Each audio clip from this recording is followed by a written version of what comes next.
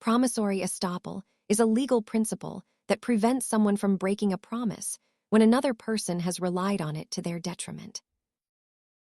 The term estoppel essentially means being stopped or barred from taking a position that contradicts your previous actions or statements. For this principle to apply, three main factors must be present regarding the promise, the reliance, and the resulting harm. Courts look for a clear promise that led to a specific action, causing the person who relied on it to lose something of value. Unlike a contract, which requires a formal exchange of value, promissory estoppel acts as a safety net when no formal agreement exists. While contracts are the primary way to enforce agreements, estoppel claims are used when a strict contract is missing, but fairness is at stake. Ultimately, the court uses this principle to ensure that people are held to their word when others have made life changes based on them.